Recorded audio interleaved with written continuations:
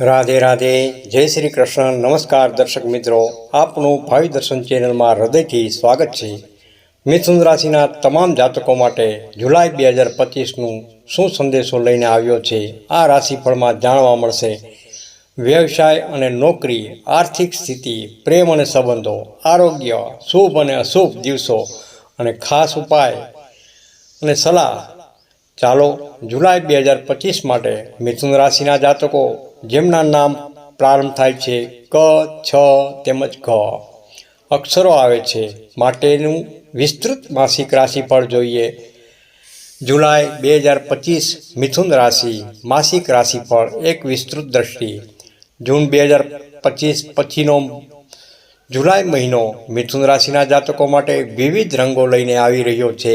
આ મહિનો મિશ્ર પરિણામો આપનારો રહેશે, જ્યાં એક તરફ નવા આરંભ અને જૂના સંઘર્ષોના અંતની શક્યતાઓ છે, તો બીજી તરફ કારકિર્દીમાં પરિવર્તન અને સંબંધોમાં સમજદારીની કસોટી પણ થશે. નાણાકીય બાબતો, પ્રેમ સંબંધો અને આરોગ્યના મોરચે તમારે થોડી વધુ સાવચેતી રાખવી પડશે. ગ્રહોની સ્થિતિ સ્પષ્ટ સંકેત આપે છે કે જો તમે આ મહિને ધૈર્ય અને સમજદારીનો પલ્લું પકડી રાખશો તો મહિનાના અંત સુધીમાં ચોક્કસપણે શુભ પરિણામો પ્રાપ્ત થશે અને જીવનમાં સકારાત્મક બદલાવ જરૂરથી આવશે. વ્યવસાય અને નોકરી ધંધો, સફળતાના નવા દ્વાર અને સાવચેતીની જરૂર. કારકિર્દીના ક્ષેત્રમાં આ મહિનો મહત્વપૂર્ણ નિર્ણયો લેવા માટેનો સાક્ષી બનશે. જો તમે લાંબા સમયથી કોઈ નવા પ્રોજેક્ટની રાહ જોઈ રહ્યા છો અથવા બદલી વિશે વિચારી રહ્યા છો તો આ મહિનો તેના સંકેતો મળી શકે છે. આ તકોને ધ્યાનપૂર્વક પારખીને આગળ વધવું ફાયદાકારક સાબિત થશે. વેપારીઓ માટે આ સમયગાળો વિવેકપૂર્ણ રોકાણની માંગ કરે છે. કોઈ પણ મોટું રોકાણ કરતા પહેલાં બજારનો ઊંડાણપૂર્વક અભ્યાસ જરૂરથી કરવો અત્યંત જરૂરી છે. જો તમે ઉતાવળ કરશો તો નુકસાન થવાની સંભાવના રહેલી છે. આ મહિને જૂના ક્લાયન્ટ સાથે ફરીથી જોડવાની અથવા તેમની સાથેના સંબંધોને મજબૂત કરવાની ઉત્તમ તકો આવશે, જે ભવિષ્યમાં તમારા વ્યવસાય માટે લાભદાયક સાબિત થશે. નોકરી કરતા જાતકોને ઉચ્ચ અધિકારીઓ તરફથી પ્રશંસા અને સન્માન મળી શકે છે, જે તમારા કાર્ય પ્રત્યેની નિષ્ઠા દર્શાવશે. જોકે આ દરમિયાન સાથી કર્મચારીઓ સાથેના વ્યવહારમાં વાણીમાં સંયમ રાખવો અનિવાર્ય છે. નાની બાબતોમાં પણ ગેરસમજણ ઊભી થઈ શકે છે, તેથી સમજી વિચારીને વાતચીત કરવી. મહિનાના અંત તરફ તમને કોઈ નવું ઓફર મળી શકે છે અથવા મહત્વપૂર્ણ ઇન્ટરવ્યૂની તકો ઊભી થઈ શકે છે, જે તમારી કારકિર્દીને નવી દિશા અપાવશે. ઉપાય: બુધવારના રોજ 21 દીપક સાથે વિષ્ણુજીની પૂજા કરવાથી કારકિર્દીમાં આવતા અવરોધોને દૂર થશે અને પ્રગતિનો માર્ગ મોકળો બનશે. આર્થિક સ્થિતિની વાત કરીએ તો ખર્ચ પર નિયંત્રણ અને રોકાણનો શુભ સમય. આ મહિને તમારી આર્થિક સ્થિતિમાં થોડો ખર્ચમાં વધારો જોવા મળશે. ખાસ કરીને ઘર જરૂરી વસ્તુઓની ખરીદી અથવા બાળકોના શિક્ષણ સંબંધિત ખર્ચાઓમાં વૃદ્ધિ થઈ શકે છે. આ ખર્ચાઓ અનિવાર્ય હોઈ શકે છે, તેથી તેના માટે અગાઉથી આયોજન કરવું હિતાવહ રહેલું છે. સકારાત્મક બાબત એ છે કે જૂના દેવાની રકમ પરત મળવાનો પ્રબળ યોગ રહેલો છે, જે તમારા નાણાકીય સ્થિતિને થોડી રાહત આપશે. જો તમે કોઈને પૈસા ઉધાર આપ્યા હોય તો આ મહિને તે પરત મળવાની શક્યતા વધારે રહેલી છે. રોકાણ માટે મહિનાનો મધ્ય ભાગથી લઈને છેલ્લો સપ્તાહ શ્રેષ્ઠ રહેશે. આ સમયગાળા દરમિયાન કરવામાં આવેલું રોકાણ ભવિષ્યમાં સારા વળતર આપશે. શેર બજાર કે જમીન વ્યવહારમાં પણ સમજદારીપૂર્વક પગલાં લેવા. બજારની ઊંડાણપૂર્વક જાણકારી મેળવ્યા વિના કોઈ મોટો નિર્ણય ન લો. નાની ભૂલ પણ મોટું નુકસાન કરાવી શકે છે.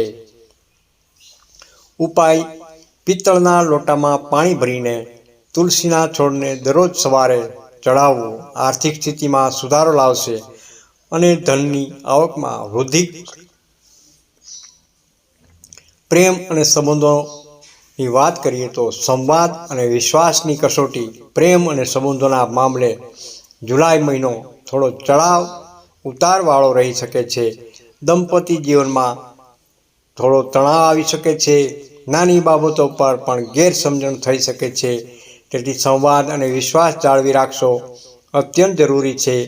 એકબીજા સાથે ખુલીને વાત કરો અને સમસ્યાઓનું નિરાકરણ લાવવાનો પ્રયાસ કરો. પ્રેમીજનો માટે પણ આ મહિનો થોડો સંઘર્ષમય હશે. જૂના મુદ્દાઓ અથવા ભૂતકાળની નારાજગીઓ ફરીથી સપાટી પર આવી શકે છે. ધૈર્ય રાખીને પરિસ્થિતિનો સંભાળો અને ભૂલો સુધારવાનો પ્રયાસ કરો. જો તમે એક તરફા પ્રેમમાં છો અને સંબંધ બનાવવાનો પ્રયત્ન કરી રહ્યા છો તો આ મહિનો સફળતા મળવાની શક્યતા ઓછી રહેલી છે. સંબંધ બનાવતા પહેલાં સામેવાળી વ્યક્તિની સાચી ભાવનાઓને સમજવી ખૂબ જ જરૂરી છે. ઉતાવળમાં લીધેલો નિર્ણય ભવિષ્યમાં પસ્તાવો કરાવી શકે છે. કુટુંબજનો સાથે પણ મતભેદ નિવારીને સહકારથી કામ કરવું. પારિવારિક શાંતિ જાળવવા માટે તમારે નમ્રતા અને સમજદારી બનાવવી જરૂરી છે.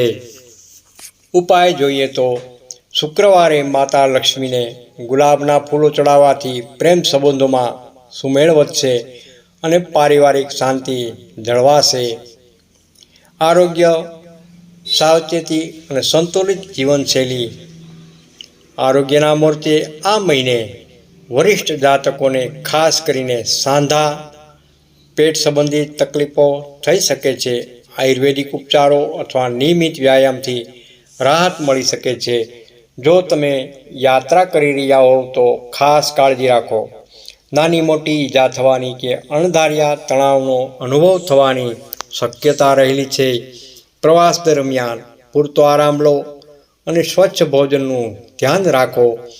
માનસિક ચિંતા અને ઉદાસીનતા ઘટાડવા માટે ધ્યાન, મેડિટેશન, યોગ અને તુલસીનું સેવન ખૂબ જ ફાયદાકારક સાબિત થશે. આ પ્રવૃત્તિઓ તમારા મનને શાંતિ આપશે અને સકારાત્મક ઉર્જાનો સંચાર કરશે. તમારા ડાયટ અને રૂટિન પર કડક નિયંત્રણ રાખવું જરૂરી છે. અનિયમિત ભોજન અને અનિયમિત ઊંઘ તમારા આરોગ્ય પર નકારાત્મક અસર કરી શકે છે. સ્વસ્થ જીવનશૈલી અપનાવો. ઉપાય: દરેક શનિવારે કાળા તલ અને તેલનું દાન કરવું આરોગ્ય સંબંધિત સમસ્યાઓથી રાહત અપાવશે અને નકારાત્મક ઉર્જા દૂર કરશે. વિશેષ દિન અને સાવચેતીના દિવસો. આ મહિને તમારા માટેના શુભ દિવસો 5 જુલાઈ, 9 જુલાઈ, 14 જુલાઈ, 21 જુલાઈ તેમજ 28 જુલાઈ. આ દિવસોમાં તમે શુભ કાર્યોનો પ્રારંભ કરી શકો છો. જ્યારે સાવચેતી રહેવાના દિવસો છે 7 જુલાઈ, 13 જુલાઈ, 17 જુલાઈ, 24 જુલાઈ તેમજ 30 જુલાઈ. આ દિવસોમાં કોઈ મોટો નિર્ણય લેવાનું ટાળો અને ખાસ સાવચેતી રાખો. મહિનો માટે વિશેષ સલાહ. આ મહિને જેમ ચંચળ મનને નિયંત્રિત કરીને તો શાંતિ મળે તેમ તમે પણ સંયમ અને શિસ્તને કામ કરશો તો અનેક મુશ્કેલીઓ પર વિજય મેળવી શકશો. આ મહિનો તમને શીખવશે કે ધૈર્ય અને આત્મવિશ્વાસથી કોઈ પણ પરિસ્થિતિનો સામનો કરી શકાય છે. તમારી આંતરિક શક્તિ પર વિશ્વાસ રાખો અને પડકારોને અવસરમાં પરિવર્તન કરવાનો પ્રયાસ કરો. તમારી સકારાત્મક વિચારસરણી તમને સફળતા શિખરે પહોંચાડશે.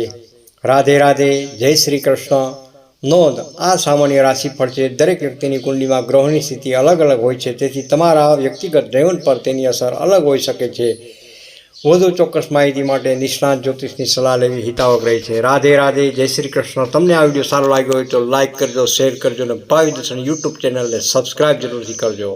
અને હા, કોમેન્ટમાં હર હર મહાદેવ જરૂરથી લખજો.